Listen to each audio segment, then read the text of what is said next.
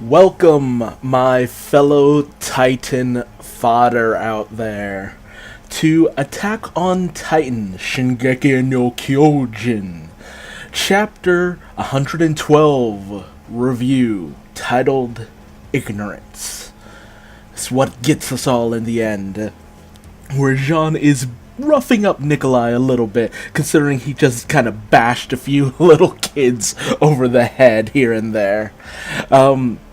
But they've learned that the wine that was being served to various members of the military was actually infused with Zeke's spinal fluid, which comes to a shock of a lot of people, and everyone's desperately trying to wash it out of Falco's mouth. Just get it out of there, man. It's like ugh, ugh. And basically they're just trying to figure out who authorized this, who was the head of all of this, which, it's pretty obvious that it was Yelena under orders from Zeke, like, no shit. But, Oyakapon's just like, yo, I know nothing about this, man. I'm just an innocent black man. But,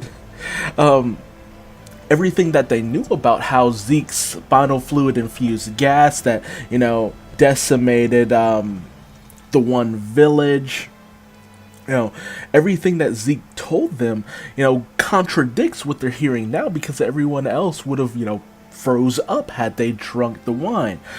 But Hanji's just like, no, because Zeke easily could have fed us a crock of shit, and we would have just bought into it. So it's obvious that he's been lying to us this entire time, just playing us.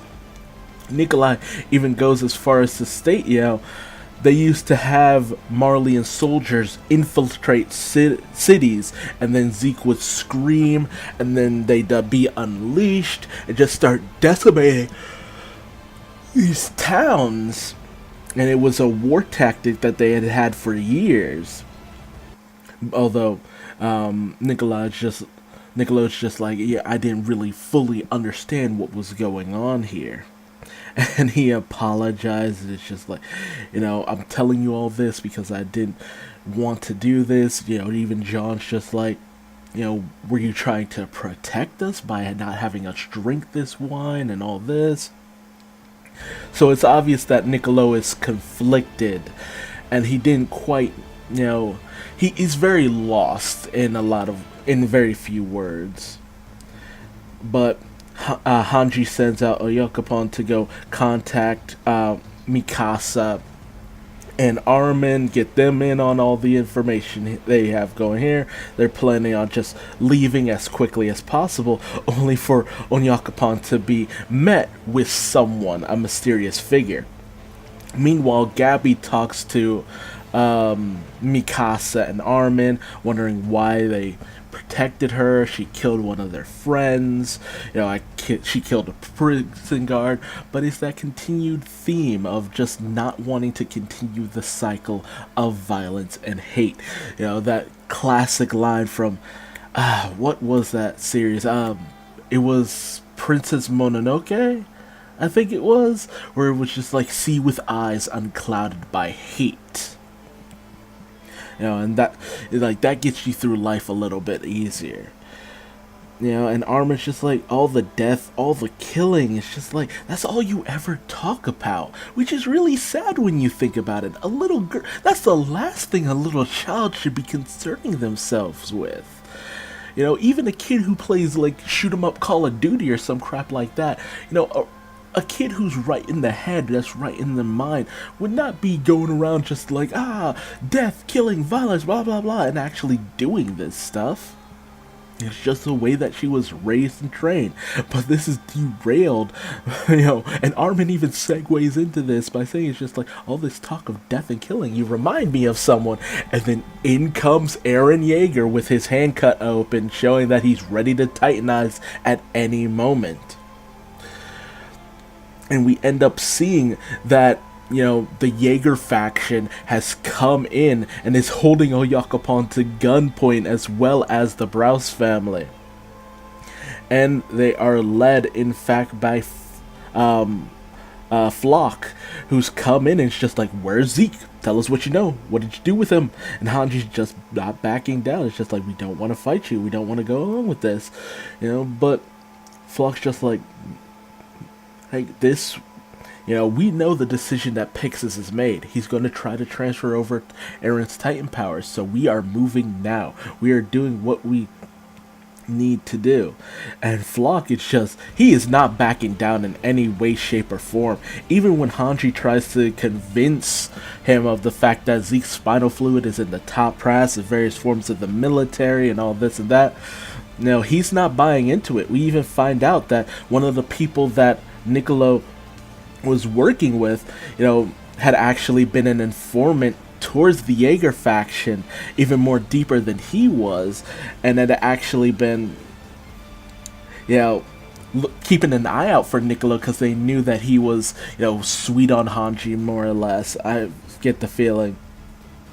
And so there's just a lot of double dealing and dirty deeds and all this. And they even play it off like whatever Niccolo said was just a lie, which is pretty obvious.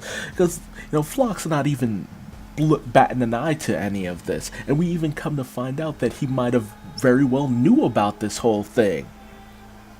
So it's just showing the depths of the, messed up ways that a lot of these guys are going about this.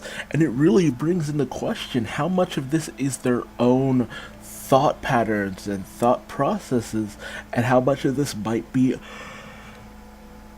them under the control of Zeke. But they, take everyone, including the Browse family, and Hanji even puts two and two together, because Niccolo kind of picked up on a lot of things, when he's just like, well, the Taft Browse was always pretty much useless, so Niccolo just feels like a villain here, like an out-and-out villain. The expressions, the unempathetic way that he emotes, it's just a deviousness to the way he acts. And then we get the moment with, Eren talking to Mikasa, and Armin and Gabby's just freaking out because the person who caused the deaths of everyone she knew and loved is right there before. And it's just like, there's just this feeling of a parallel between Eren all those chapters ago when he found out that Bertolt and Reiner were responsible for basically the deaths of his mom. It's just like, just sitting there with the person who caused all this death and destruction. She's damn near ready to just flip out. I don't know if she's gonna cry, scream, try to kill him, what have you, but she's freaking out. But, Eren talks to Armin and he's just like, Armin's like, what are you thinking, dude? Why are you doing all of this? But Eren, God, this moment with Eren, he's just like, I'm free now. And I hate this. I'm going to tell you right now, I hate this moment with Eren. Because he starts just going on. He's like, I'm free. I'm doing everything of my own free will. And then he turns his attention to Mikasa. Well, actually, he starts talking to Armin, saying that a lot of what Armin does is under the influence of Bertolt. And because he possesses his powers and his ability and everything about Bertolt, he is now susceptible to Bertolt's influence and memory, saying that Armin is not free. And when Mikasa tries to interject, he says that's just because of what you are. You're just as weak and confined as he is, because, inside of you is the abilities where you were modified to be able to draw upon your latent Titan powers through genetic modifications in order to protect the person who holds the powers of the king of Eldia. That's the only reason why you are trying so hard to protect me. The true Mikasa died years ago. The only reason you have this great strength and power is because of your Ackerman abilities in recognizing me as the one true king. It's just like, and it's, I always wondered why I had this disdain for you. It's because of this weakness inside of you. And he even goes on to say, it's just like, this hurtful shit. And it's just like, because he learned all of this from Zeke, which already reeks of just like, Zeke's a liar at every turn. How are you drinking this Kool-Aid, man? And he even goes on to say, it's just like, you're what I hate most in this world, a slave. You're not free. It's just like, looking at you makes me sick. Just blindly following orders without question. And then I'm right there with Armin, because Armin's had enough, and he starts to leap over the table to just deck Eren in the face, only to be stopped by Mikasa, in just a reaction that even she's surprised by in protecting Eren. And he's just like, oh, don't worry, that's your natural instinct coming into order. This is all you are, just a puppet. The real Mikasa died years ago in that cabin. And Armin continues to just rage and deck Eren in the face, only for us to find out Armin ain't got shit. Like, as bitter as this is for me, because honestly, this moment is bitter for me. Oh, Armin can't stand up to Eren because he's just that more adept at fighting.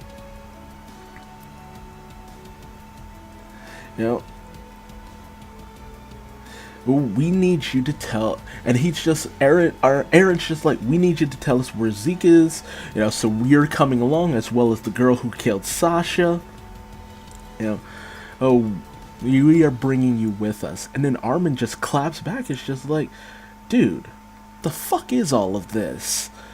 Coming here, breaking down Mikasa like this, hurting her, saying all this fucking shit, it's pretty obvious who's been bent by the whim of a master around here, and it's not us.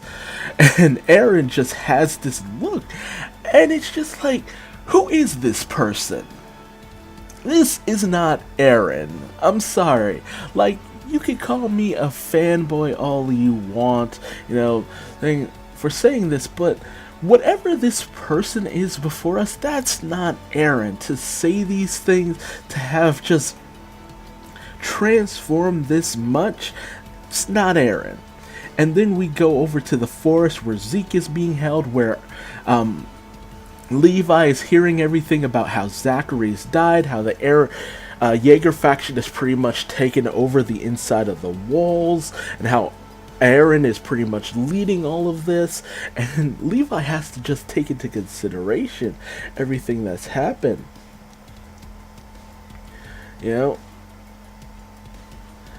Everyone's just trying to, telling him, the plan is to have Eren captured and sacrificed to someone who might be a little more in line with what they're trying to do.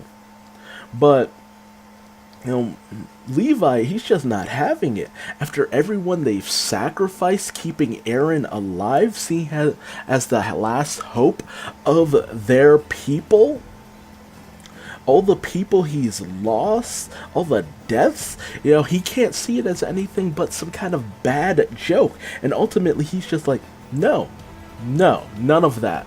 We're taking Zeke, we're going to have Historia after she goes through her pregnancy, we're going to have her eat him, and we're going to be done with this asshole, because Levi does not want to admit it.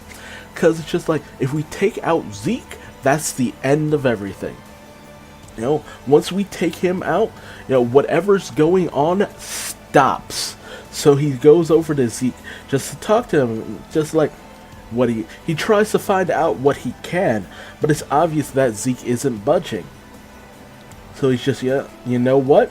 We have enough people protecting him. We're going to see what we can do from here. We're going to figure things out. Nobody's death will be in vain. I'm going to make sure of that. Only to turn around and notice Zeke running and yelling. And next thing he knows, all of the men up in the trees protecting and, guarding Zeke to keep him from running, they all turn into titans and start raining down from the trees all around Levi. And that's where our chapter ends. Yet again, you don't know who you can trust because of this ability that Zeke has that is just spread over the people. There's no way to really stop any of this. Zeke has gained the upper hand, and he's become a force that is just unstoppable. Where this is all leading, I do not know, but this chapter pissed me off with everything that Eren said. I don't know where we're leading his character, whether it was him speaking or the manipulation of Yelena and Zeke, but that was too much. Like, with all the deaths I've seen in this series, I could take that shit, but talking to people you know and love like that, saying all this crap, nah, man. I was ready to jump in this page and fight Eren myself. Honestly, like, man, square up, man. Let's throw hands. That was that was difficult to get through. But hey, call me what you want in the comments section below. I'll take it. But hey, tell me your thoughts on this chapter in the comment section below as well. What did you think about Flock and his whole situation? How it seems like he feels sinister. Author is making no qualms about making these people feel like villains, out and out villains. And then you have the whole situation going on with, Eren and Mikasa, and how the revelations about how apparently Mikasa is being manipulated by the generations of Ackerman blood within her to protect the Eldian king, and how Armin is apparently being influenced by the memories of Bertolt, just how Reiner was being influenced by the memories of the person he ended up devouring in order to get his abilities and powers, where he wasn't originally the way that he turned into, all this stuff. How much of that do you actually believe is true? How much of them do you think has actually been overridden? And even still, even if Mikasa had been influenced, Eren didn't know Mikasa beforehand, so how can he even say any of that? When the Mikasa that he's been living with all these years, known all these years, is that Mikasa who would have quote-unquote died during that time that he was in danger. He's only known one Mikasa, and that Mikasa was staring him in the face with tears in her eyes. I am not okay with any of that. And then this whole situation with Levi needing to come to terms with, everything that they've been through kind of almost being a lie, and, him just having a trouble coming to terms with any of this, and how Zeke has basically escaped because there's only one person now who can actually even give chase, because everyone else has been turned into titans because they literally drank Zeke's Kool-Aid, and not in the typical ways either. It is insanity. It's just insanity. But hey, tell me your thoughts in the comment section below. And if you liked what I had to say here, leave me a like. If you think I was bitching or just going on about the Eren situation, feel free to leave me a dislike. Tell me where I went wrong in this review in the comment section below, so I might improve for future videos, or where I might have been wrong in my understanding of something. And hey, how about subscribing, because I will definitely be bringing you a review of next chapter right here on this channel. But until next time, thank you so much for watching, and I will see you in the next video. Bye-bye.